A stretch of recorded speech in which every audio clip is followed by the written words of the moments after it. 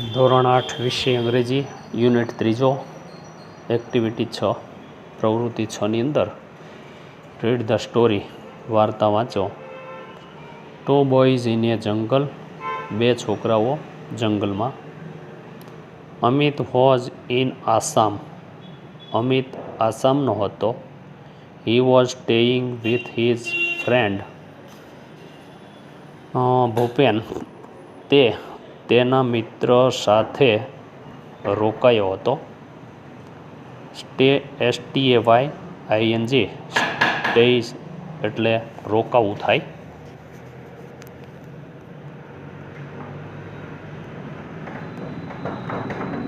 Was staying એટલે રોકાયો હતો. અહીંયા ચાલુ ભૂતકાળની વાક્ય રચના છે, એટલે કે જે ક્રિયા ભૂતકાળમાં ચાલુ હોય તો એને ભૂતકાળનું ટુ બીનું રૂપ વોઝ અને મૂળ ક્રિયાપદ સ્ટે એની સાથે આઈએનજી પ્રત્યય લગાડેલો છે. એટલે કોઈ પણ મૂળ ક્રિયાપદના આઈએનજી પ્રત્યય લગાડી આગળ વોઝ કે વેર મૂકવામાં આવે તો એ ચાલુ ભૂતકાળની વાક્ય રચના બને છે. એટલે એનો અર્થ એવો થાય છે કે ભૂતકાળમાં ક્રિયા શરૂ હતી. અમિત કહે છે, Assam is so beautiful isn't it. Assam સુંદર રાજ્ય છે. ઇઝન્ટ ઇટ ખરું ને. અહીંયા અનુપ્રશ્ન રજૂ થયો છે, વાક્ય હકાર છે એટલે અનુપ્રશ્નકારમાં આવ્યો. બ્યુટીફુલનો સ્પેલિંગ છે BEAUTIFUL, બ્યુટીફુલ એટલે સુંદર. It has a forest and rivers, તેને જંગલો અને નદીઓ છે. ફોરેસ્ટનો સ્પેલિંગ FOREST, ફોરેસ્ટ એટલે જંગલ અને એસ લગાડ્યો એટલે બહુવચન. યોર ફોરેસ્ટ હેવ થીક બસેસ, બસેસ એટલે ઝાડીઓ અને થીક એટલે ગાઢ ઝાડીઓ. તમારું જંગલ ગાઢ ઝાડીઓવાળું છે. Long creepers, thick trees, short trees and tall trees too. તમારા જંગલો ગાઢ ઝાડીઓ સાથે લાંબી રસડાતી ડાળીઓ અને ગાઢ વૃક્ષો, ટૂંકા વૃક્ષો અને ઊંચા વૃક્ષોના પણ છે. The leaves of the banana plants are glossy, કેળના પાંદડાઓ, લીવ્સ એટલે પાંદડાઓ, કેળના વૃક્ષના પાંદડાઓ ગ્લોસી એટલે લીછા હોય છે.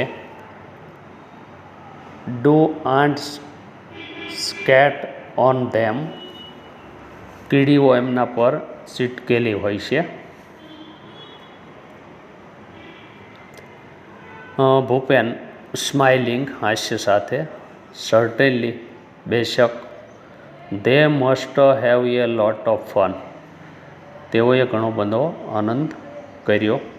હેવન્ટ તે ખરું ને. Amit why are all the trees so tall, Amit કહે છે આ બધા વૃક્ષો એટલા બધા ઊંચા કેમ છે. પ્રશ્નાર્થ વાક્ય છે. Bhupen they are tall because we get a lot of rain, તેઓ ઊંચા છે કારણ કે અમારે પુષ્કળ વરસાદ પડે છે. રેઇન RAIN, રેઇન એટલે વરસાદ. ધ સોઇલ SOIL જમીન. The soil is very fertile,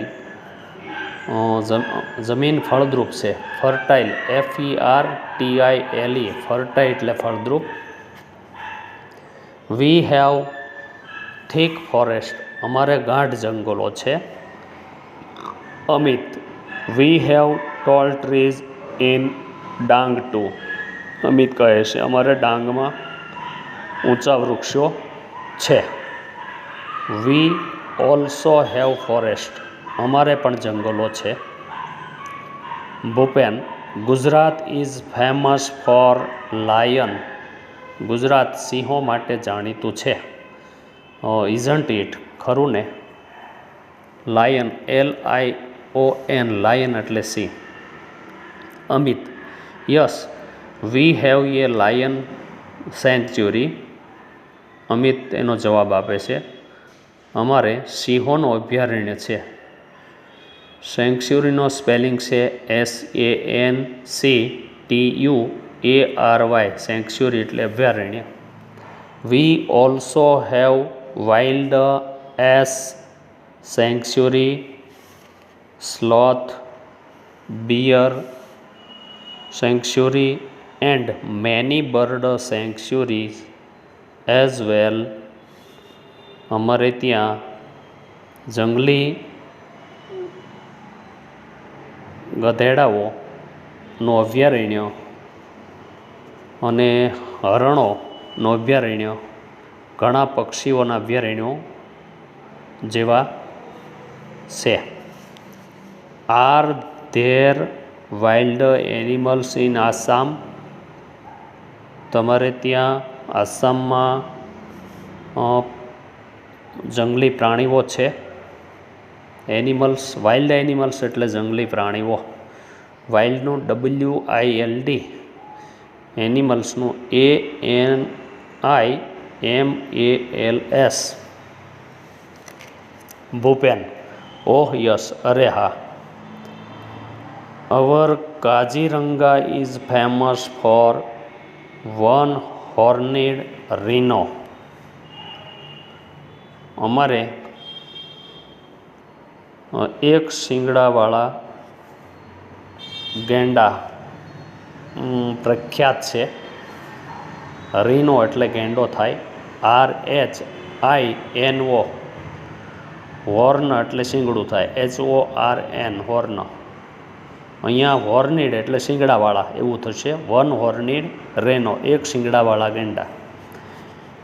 it is the UNESCO world heritage site.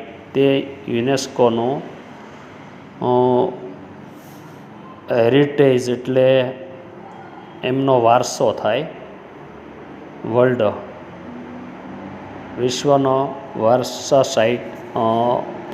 Site એટલે ભાગ એનો. It has elephants. તે સિંહો છે. તે હાથીઓ છે. એલિફન્ટનું ગુજરાતી થાય છે હાથીઓ, ELEPHANT. એલિફન્ટ એટલે હાથી અને એસ લગાડ્યો છે એટલે હાથીઓ, બહુવચન થાય એનું.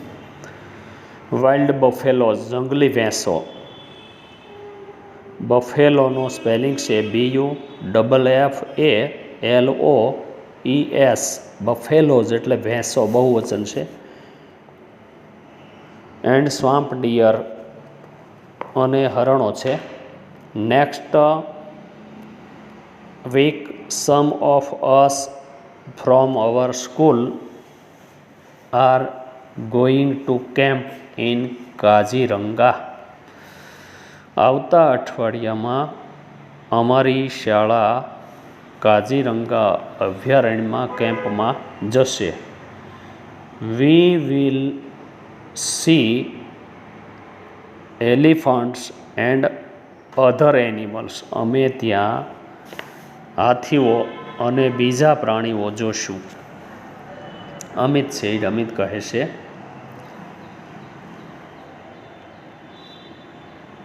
ત્યાર પછી will it be A real camp? અમારે ત્યાં ખરો કેમ્પ હશે.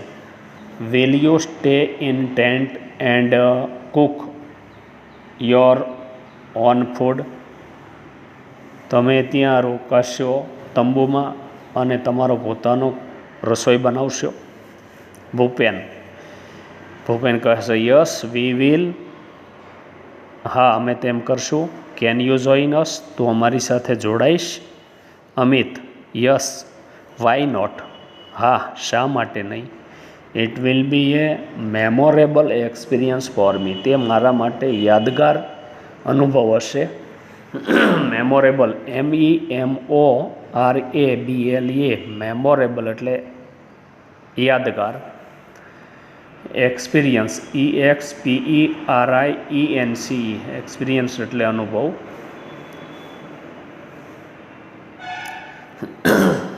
Bhupen, we will enjoy the trekking, આપણે ટ્રેકિંગનો આનંદ લઈશું. વી વિલ સિંગ, આપણે ગાશું. ડાન્સ, નૃત્ય કરશું. એન્ડ એન્જોય, અને આનંદ માણશું. ધ બોન ફાયર, અને આગ પેટાવશું. ડુ જોઈન અસ, આપણે જોડાઈશું. અમિત બોલે છે, આઈ લાઇક ઇટ, હા મને તે ગમશે. The next week Amit and Bhupen joined the camp, બીજા દિવસે અમિત અને ભૂપેન કેમ્પમાં જોડાયા.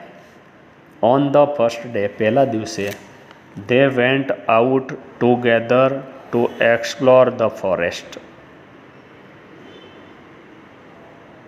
તેઓ સાથે જંગલમાં ફર્યા. ધે સો મેની બર્ડ્સ, તેઓએ ઘણા પક્ષીઓ. ઇન્સેક્ટ્સ એટલે જંતુઓ. એન્ડ એનિમલ્સ, અને પ્રાણીઓ જોયા. ડ્યુરિંગ ધ નાઇટ, રાત્રિ દરમિયાન. They lost their way but soon they got back on track, રાત્રિ દરમિયાન તેઓનો રસ્તે ભૂલ્યા પડ્યા, પરંતુ તરત જ તેઓ ટ્રેક ઉપર પરત આવી ગયા. Those moments were really thrilling for them, તે પળો ખરેખર વાસ્તવમાં તેમના માટે રોમાંચક હતી. ઓન ધ સેકન્ડ ડે, બીજા દિવસે. It was late in the evening, તેઓ સાંજે મોડા પડ્યા. The boys were a long way off from the camp, છોકરાઓ લાંબે રસ્તે ત્યાંથી કેમ્પમાં હતા. They were walking along the Brahmaputra river,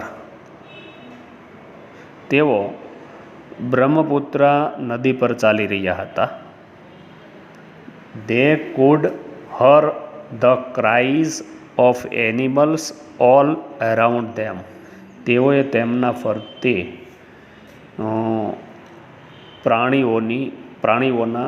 પ્રાણીઓની ચીસો સાંભળી. ભૂપેન વોક ફાસ્ટ, ભૂપેન ઝડપથી ચાલ્યો.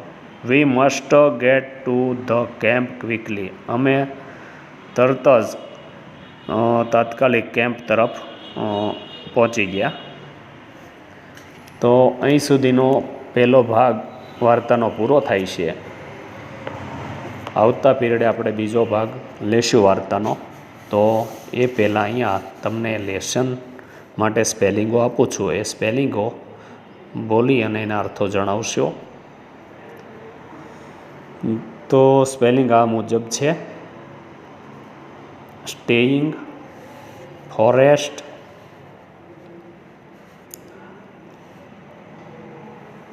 ત્યાર પછીનો સ્પેલિંગ છે સર્ટેનલી,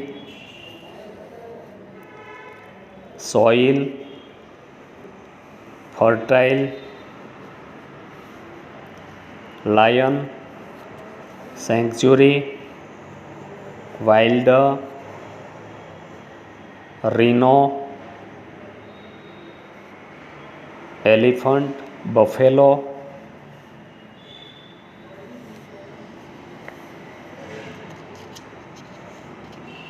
અને છેલ્લો સ્પેલિંગ છે મેમોરેબલ.